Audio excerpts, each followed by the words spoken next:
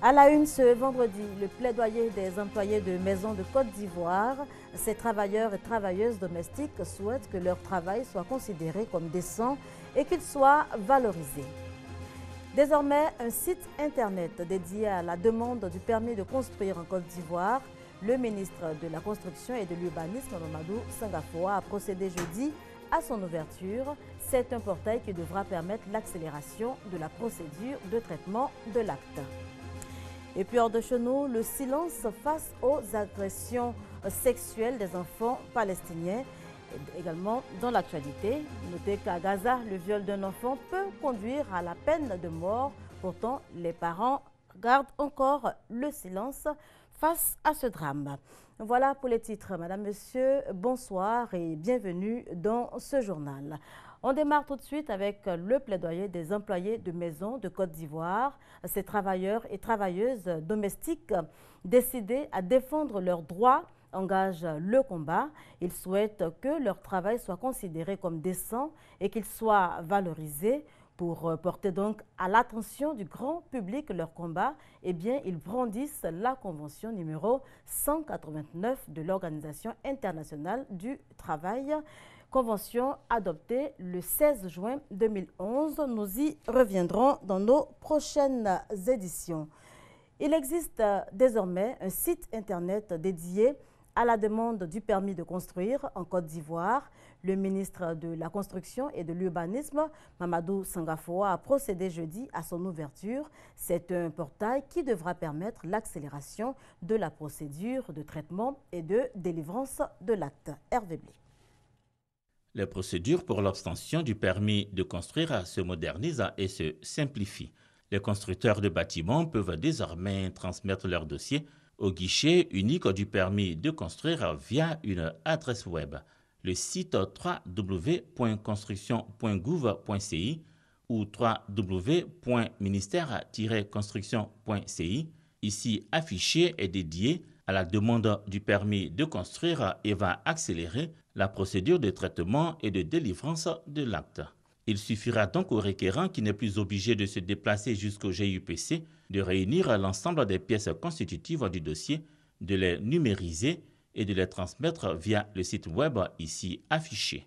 Nous avons effacé le temps qui était perdu. Et encore, nous donnons la possibilité au directeur du guichet de signer un permis si le ministre n'est pas disponible ou si le maire n'est pas disponible. Alors, ce qui fait que la Banque mondiale et les experts qui nous suivent au niveau du Doing Business, qui ont pensé que si on délivrait le permis en 87 jours, ce serait bon, nous avons estimé que nous pouvons délivrer le permis en 21 jours. Une série d'innovations verra le jour pour davantage simplifier et accélérer les procédures. Pour un contrôle rigoureux des chantiers de construction, afin de débusquer tous ceux qui construisent sans permis, le GIUPC a vu son parc automobile renforcé.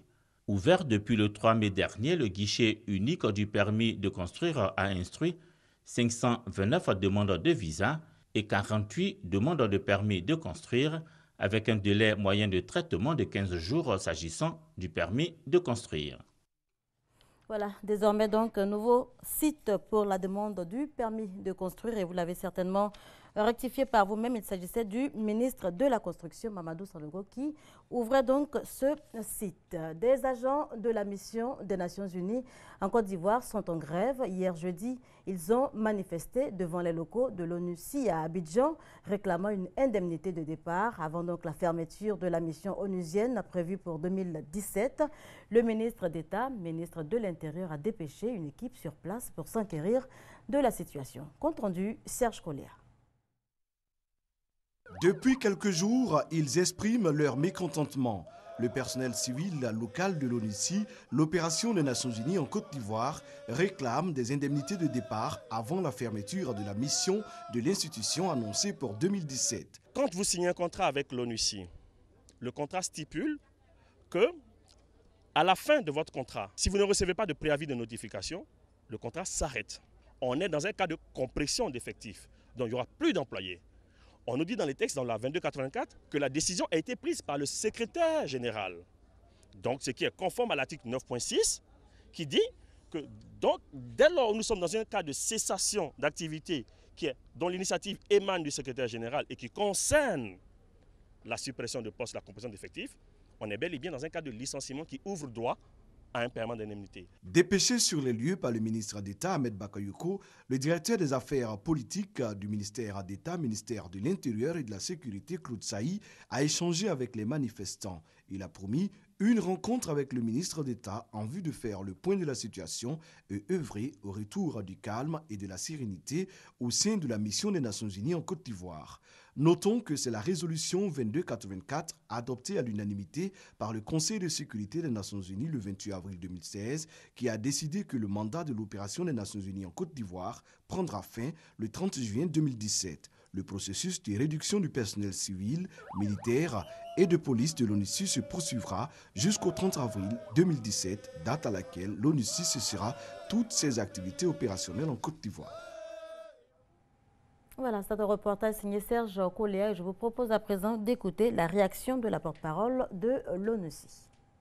Nous sommes vraiment étonnés de voir que les règles qui régissent le statut du personnel, notamment en matière de non-renouvellement de contrat avec l'ONUCI, font l'objet d'informations inexactes, tendant à faire croire qu'il s'agit de licenciements qui donneraient droit au paiement d'indemnités. Il n'est marqué nullement dans nos contrats qu'une indemnité est payée lorsque un contrat n'est pas renouvelé. On parle ici de non-renouvellement de contrat. Et le terme s'applique à l'ensemble du personnel des Nations Unies, du plus gradé au moins gradé, qu'il soit national ou international. Nous avons signé les mêmes contrats et ce sont des contrats annuels. Et la mission n'a aucun pouvoir discrétionnaire d'en décider autrement. Ce sont des mécanismes extrêmement rigoureux qui sont faits à travers une assemblée générale, celle de l'ensemble des États membres.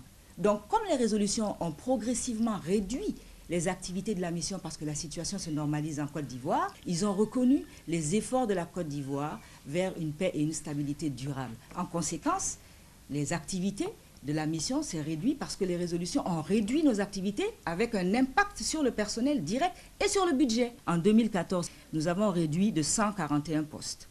En 2015, nous avons réduit de 161 postes. Et là, fin juin 2016, nous allons réduire de 316 postes.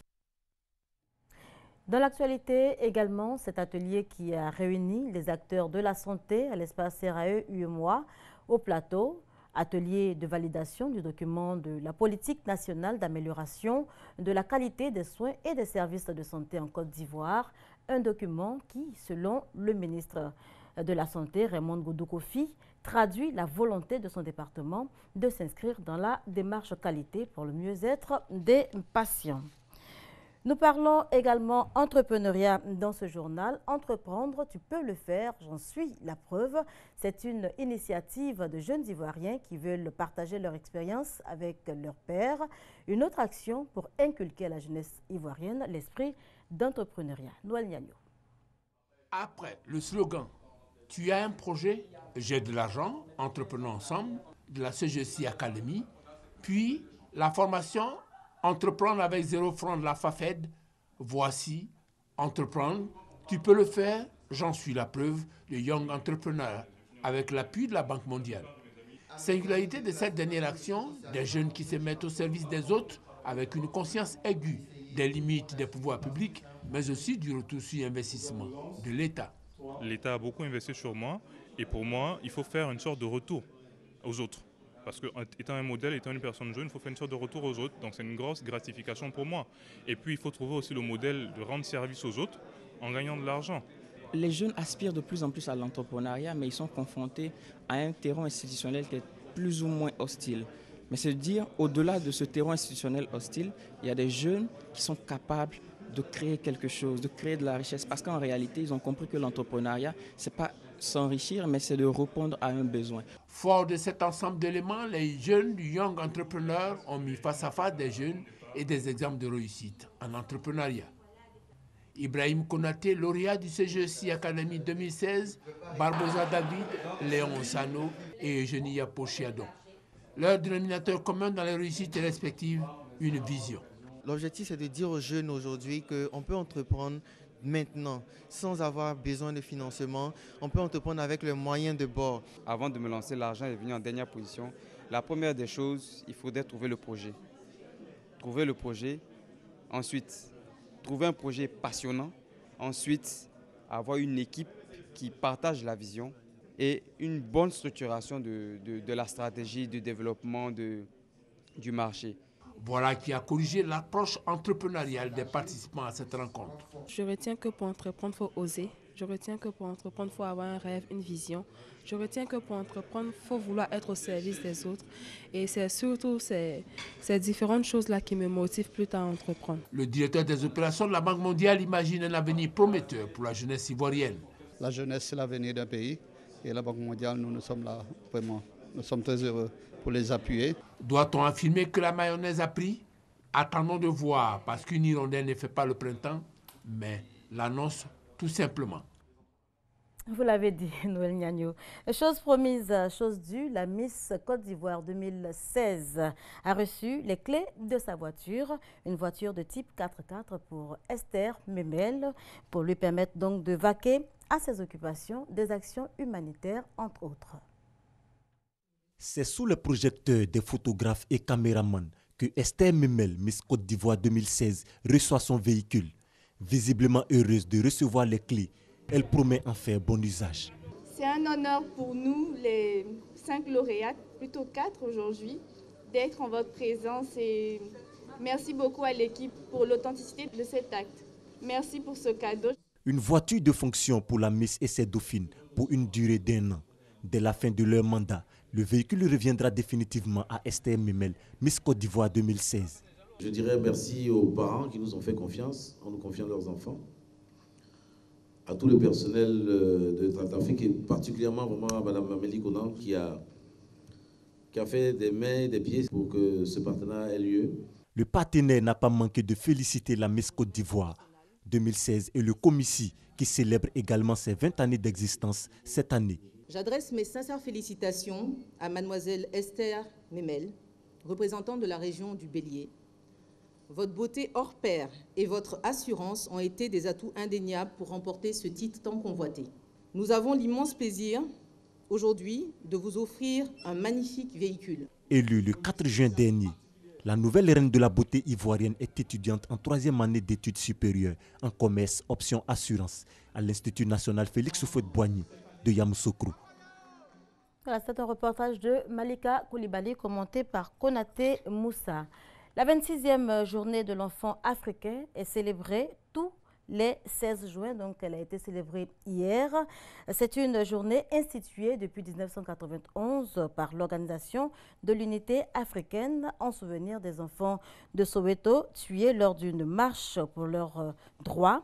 En Côte d'Ivoire, eh bien, la ministre de la promotion de la femme, de la famille, de la promotion de l'enfant a choisi à l'occasion de rendre visite aux enfants du foyer Don Bosco. C'est à Koumassi, Remblai. On en parle avec Parmak Soro Kone. Judy Kael est orphelin de père et de mère. Âgé de 10 ans, il est en classe de CE1. Par la force des choses, le petit Judy Kael s'est retrouvé dans la rue. Ma mère est décédée. J'étais à la maison, personne pour m'aider. Donc j'ai fui et suis venu dans la rue. Une réalité qu'a vécu Demba, 14 ans, aujourd'hui en classe de CM1. J'étais chez ma tante, la femme de mon papa. Comme mon père voyageait là, il travaillait, il faisait la vaisselle, il faisait les lessives, il essuyait la maison. Il faisait tout pour laver ses enfants. La nuit, quand il s'est sorti là, il ne s'est pas rentré, il m'a mis mon barrage au dehors. Aujourd'hui, Judy Kael et Dembatou, comme d'autres enfants de la rue, vivent au foyer Don Bosco de Koumassi. Ils sont encadrés par le père José-Louis de la Fuente et ses collaborateurs. Les enfants, d'abord, quand ils arrivent, nous les faisons l'alphabétisation à travers les jeux, à travers une pratique, une pédagogie animée. Et après, on le réinsère dans l'école. Je voudrais lancer un appel d'abord à toute la société et aussi aux autorités de nous aider.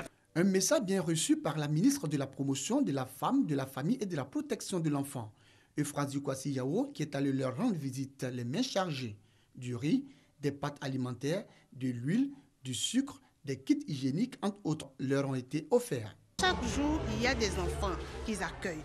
Donc le ministère doit davantage leur apporter des vivres. Ils ont besoin de beaucoup d'amour. La visite de la ministre de la Promotion de la Femme, de la Famille et de la Protection de l'Enfant, qui pour la circonstance était accompagnée par la représentante de l'Union africaine, s'inscrit dans le cadre de la commémoration de la 26e journée de l'enfant africain, célébrée tous les 16 juin. Visite des locaux du foyer Don Bosco, chants, danse ont meublé cette cérémonie.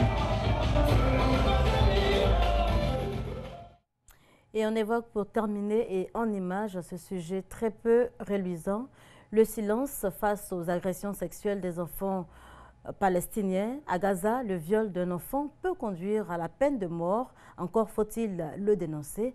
Les familles palestiniennes n'osent pourtant pas en parler. Le sujet reste encore tabou dans la société. Voilà qui met fin à ce journal. Merci de nous avoir suivis. Passez une excellente soirée.